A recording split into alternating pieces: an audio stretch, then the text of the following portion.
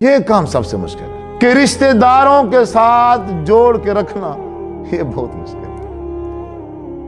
بالخصوص وہ رشتہ دار جنہیں ہم اچھے ہی نہیں لگتے، جو ہم سے نفرت کرتے ہیں۔ اگر ہم ان کے سامنے چلے جائیں تو ہمارا سامنا بھی برداشت نہیں کر سکتے، اب ان کے ساتھ جوڑنے کا حکم دیا جا رہا ہے۔ صاف ظاہر ہے جنہیں ہم اچھا نہیں لگتے وہ ہماری بےعزتی کریں گے، وہ جملے اس طرح کے کہیں گے جس سے انسان کا دل ٹوٹ جائے گا، وہ اخلاق اس طرح سا پیش کریں گے کہ بندے کا دل نہیں کرے گا کہ ان کے سامنے بندہ بیٹھے یا ان سے بات کرے، وہ طنز اس انداز سے کریں گے کہ بندے کا دل نہیں کرے گا، ان کو دیکھنا گوارا نہیں کرے گا۔ لیکن اللہ کہتا ہے حضور صلی اللہ علیہ وسلم کے ذریعے سے کہ اگر یہ آپ کے امتی ایسے رشتہ داروں کے ساتھ بھی اپنا رشتہ نہیں توڑتے، اپنا تعلق نہیں توڑتے، بلکہ 100% کوشش کرتے ہیں، اگر وہ اپنی طرف سے توڑنے کی کوشش کر رہے ہیں تو ان سے جو ہو سکتا ہے یہ اپنی طرف سے درگزر کا پہلو اپنا کے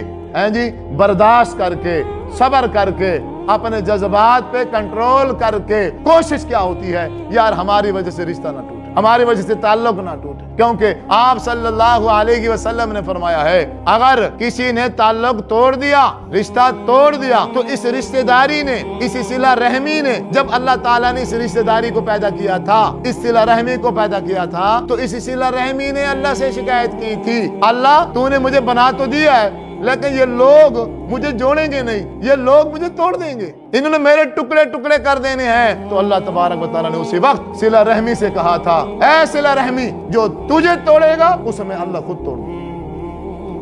ہم نہ توڑیں، جو توڑتا ہے اسے توڑنے دیں، اس میں ہمارا قصور ہم نہ ہوں، بس ہم جوڑیں، کوئی توڑتا ہے تو توڑے، جو توڑنے کی کوشش کرے گا خود ٹوٹ جائے گا، اکیلا ہو جائے گا، تنہا ہو جائے گا، ایک وقت آئے گا روئے گا تنہا بیٹھ کے گلیوں میں، کمروں کے کونوں میں چھپ چھپ کر کے مجھے روتا ہوا بھی کوئی نہ دیکھے۔ لوگ ہیں مختلف مزاج کے، کچھ لوگوں کا مزاج ہے رشتہ داریوں کو توڑنا، کچھ لوگوں کی عادت ہے صلہ رحمی کو ختم کر دینا، بات ہو نہ ہو ختم۔ اب ہمارا معاشرہ جو ہے وہ اس سائڈ میں چلا گیا کہ اپنوں کے ساتھ بنتی نہیں، یہ حال ہے، رشتے غیروں میں، تعلقات غیروں سے، لین دین غیروں سے، دینا لینا غیروں سے، اٹھنا بیٹھنا غیروں سے، سب کچھ غیروں سے۔ غیر پھر چھوڑ دیتے ہیں، غیر بھی تو ہماری طرح انسان ہی ہے، جو غیر ہم سے جڑ رہا ہے تو اس کا مطلب ہے اس کی حالت بھی ہماری طرح کی ہے، اسے بھی اپنی برادری نے نہیں جوڑا، اور اتنا اچھا ہوتا ہے جی اسے برادری باہر جانے دیتی،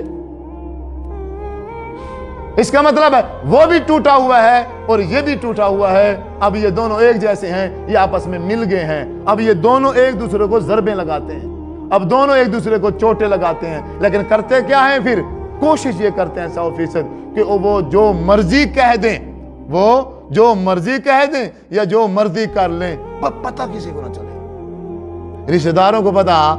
نہ چلے۔ اگر رشتہ داروں کو پتہ چل گیا پھر تو ڈبل بےعزتی ہوگی،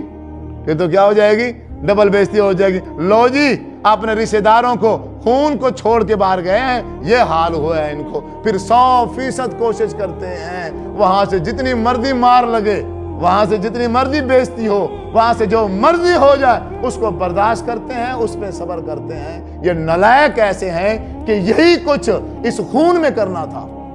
یہی کچھ کہاں کرنا تھا؟ خون میں کرنا تھا، برادری میں کرنا تھا، صلہ رحمی میں کرنا تھا، اپنوں کے ساتھ جڑ کے پھر جو چوٹیں لگتی، پھر جو باتیں آتی ان پہ صبر کر کے، ان پہ برداشت کر کے پھر اگر زندگی گزارتے، عمر بھی بڑھ جاتی اور اللہ تعالیٰ رزق میں بھی اضافہ دے دیتا، اور اس کا رزلٹ اور اس کا انعام کل قیامت کے دن اللہ جنت کی صورت میں دے۔